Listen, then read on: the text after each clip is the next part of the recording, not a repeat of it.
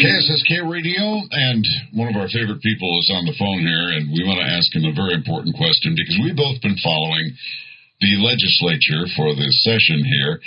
At the end, it seemed a little better. At first, it seemed like they were off on some sort of weird tangent and weren't taking care of any of the stuff that we cared about. And then it looked better, and then they ended with this budgetary mess that's, well, we'll let the guy who actually knows about this talk about it, Dr. Kaylee Aquina. Dr. Aquina is the Grassroot Institute guy, and welcome to the show. Can you please, Kaylee, give a grade to the legislature? Well, what's the grade? Well, Michael, if I'm feeling charitable, I'd be tempted to give this year's legislature a bland grade of B-. Not a lot of bad bills got through. Some good ones managed to get across the finish line, but spending increased tremendously, and that's a bad. So I'm going to give them a C or a D. A C or a D. That's what it looked like. All of a sudden, they ended up with this ridiculous, irresponsible budget thing. Well, okay, you talked about good things. What are one of the two things you liked that the legislature did? Well, with the growing shortage, I want to commend the legislature for passing SB 674. That's going to allow doctors from other states to practice here without having to get relicensed. And this is something that's going to save money and time and really meet a need. So that's a plus. There's another bill I like, SB 954. That's going to give tax credits adding up to about $125 million for some lower income taxpayers. Whoa. Do you remember back in the beginning of the Governor Green had his Green Affordability Tax Plan? Yeah. That would have saved about $300 million. There were some good things in there, but the legislators kind of trimmed that down about 2/3. All right. Kaylee, you'll be right back. Can't have static. Yeah, he was talking about that one bill, which actually looks pretty good. It allows doctors to practice, which means if you have a doctor, a specialist on the mainland, which a lot of people do, or maybe you're stuck over on the mainland, and when they see you have a Hawaii address, they can't really practice. So it's a good thing. And Hawaii doctors get more from Medicaid. Okay, Kaylee's with us again. Sorry about that, Doc. It's one of those days.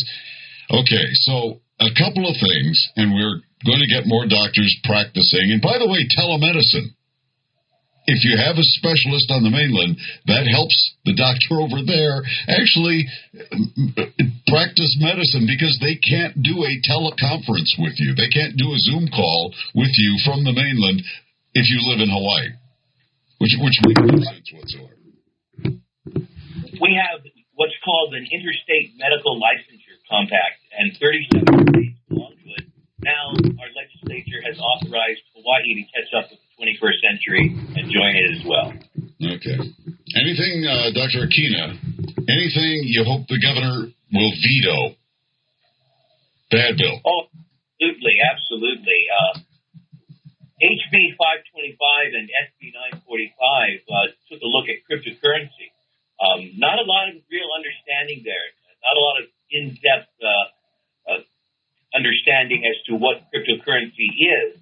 And so the legislators took the route they usually do with something like that and decided to regulate it. That's going to make our future a little bit tougher.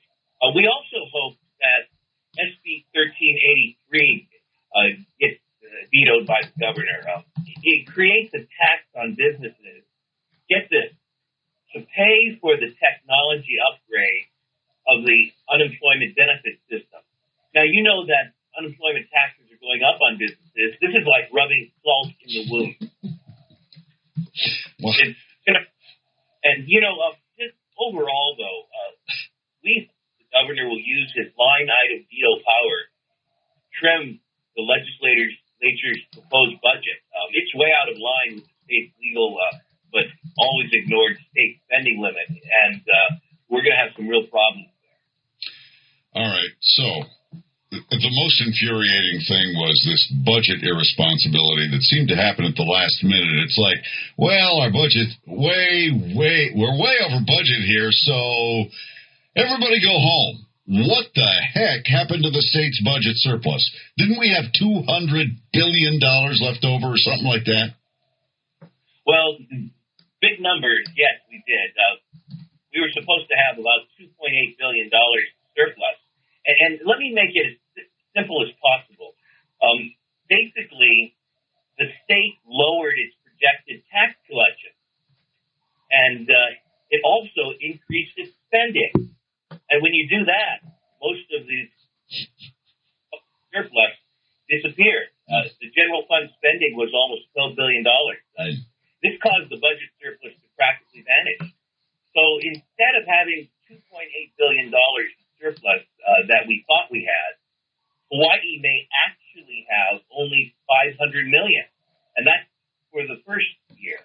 But if we project this out a little bit further to 2028, we were supposed to have a $10 billion surplus. And our projections at Grassroots Institute show that actually the state could be running a deficit at that time. So this is really a bait and switch thing. We really just can't believe that the best word to describe our financial situation is surplus. Jeez. You know, what is it about politicians? They can talk a good game about, you know, we've got to be economically responsible, and I'm a fiscal conservative, and then they get into the square building and they change and they spend money like a drunken sailor. Well, no, that makes drunken sailors look bad. No, it's worse than that. They just go nuts and don't care about budget limits or anything else. Why is that? Well, money is like a drug, and spending it becomes addictive. Yeah. Thing to keep in mind is that the legislature has no money to spend except what it takes from the people. We reiterate that. By the way, a surplus means that they took too much, and it appears that you're not going to get it back. Well, it would have been a great year to trim down our expenditures and tighten our belt. And to take a realistic look at the kind of future that both the state and our taxpayers are facing. But the taxpayers are out this year. If you'll pardon me taking a very pessimistic view of all of this, I think they have way more important things to do with donors and special interests. So I think we're kind of way down the line as far as priorities go. Dr. Kaylee Iakina is the man who runs Grassroots Institute. If you'd like more of the people who actually care about stuff like this, Grassroots Institute, and not Grassroots, by the way. That's a wonderful band from the 60s, but it's not plural. GrassrootsInstitute.org. Kaylee, thank you so much for being with us. We'll continue this, okay? Michael, always good to be with you and the posse. Aloha. Keeping you in touch with Hawaii's most accurate